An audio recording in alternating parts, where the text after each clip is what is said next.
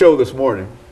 The topic this morning is a United States colored trooper, and he was with the 13th Regiment, and he now has a story to tell in reference to his involvement with the regiment and how he became involved with the regiment and some of his activities as part of this regiment during this second segment. And of course, Mr. Radcliffe, let's now talk about Bill Radcliffe as a member of the United States Colored Troopers 13th Regiment.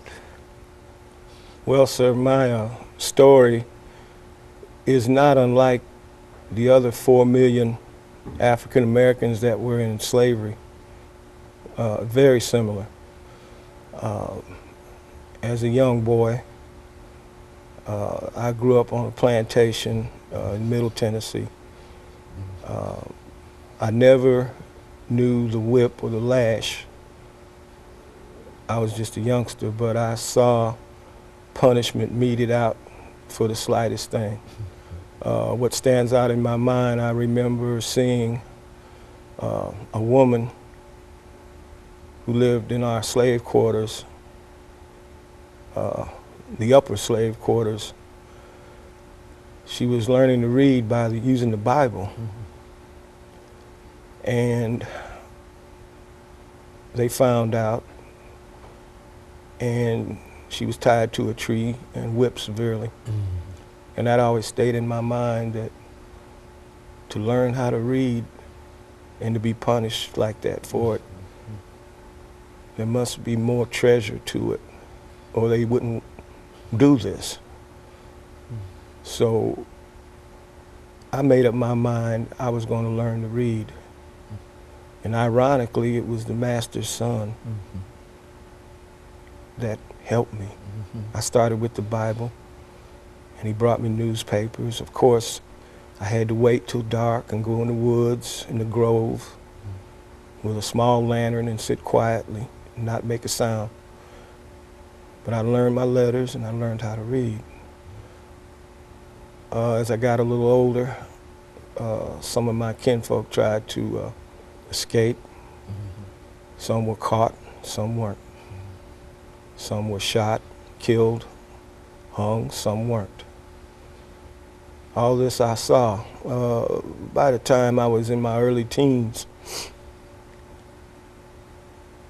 a little lady showed up one night in the quarters. So I recall she was about 5'4". My mama was taller than she was. My mama was 5'6". And what stands out in my mind, she had a pistol that was as tall as she was. And she said, "Come on, we going." And she took my aunts, uncles. My grandparents were too old to go. They were too infirmed.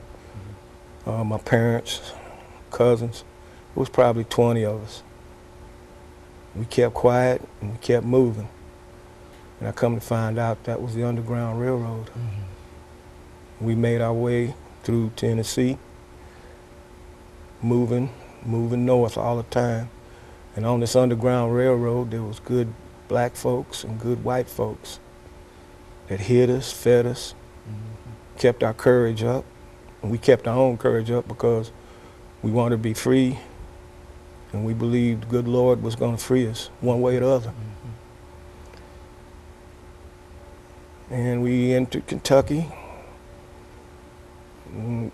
crossed the river, Cincinnati, went on up to Michigan.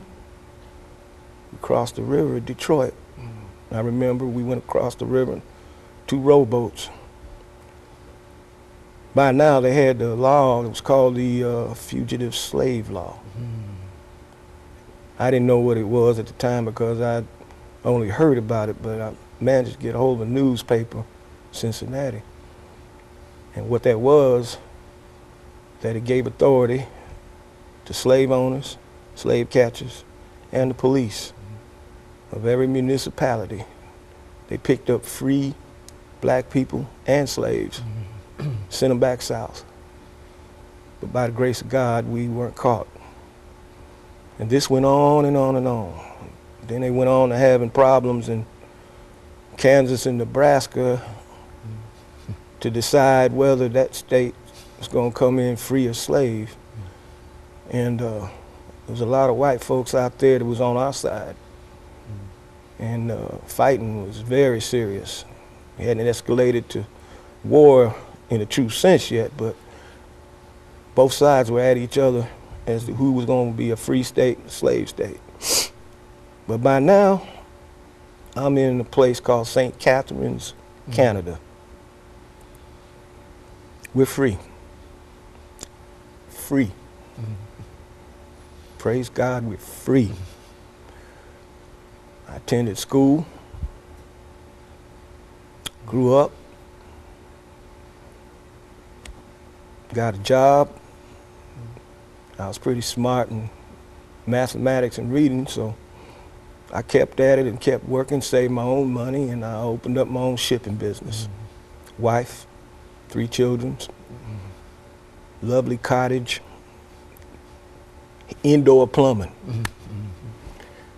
Got a house for my mom and daddy. All my kinfolk, we all lived on the same block. Everybody, those folks up there treated us like we was kings and queens. They found out we were former slaves. We couldn't do no wrong. They went out of their way to make us home. Well, my business is prospering. Got a little money put back. Got money saved up for my children's education. Mr. Lincoln gets in office. Now, there was talk before he got in office that if he did, there was going to be conflict. Talking back and forth, arguing. Heard tell a senator from Georgia whooped on a man from Massachusetts in Congress. Took a cane and beat him down to the floor. If that wasn't an indication things was getting ready to get bad, they got bad. Well, it finally come after Mr. Lincoln was elected. April 12th, 1861. I read the news in the St. Catharines Post. U.S. in a war with itself. They bombed Fort Sumter. And the next day, we find out Mr. Lincoln's going to call for 75,000 volunteers. Okay, and let us stop right here, Trooper Radcliffe, and we'll be back with our audience following this very, very short commercial break.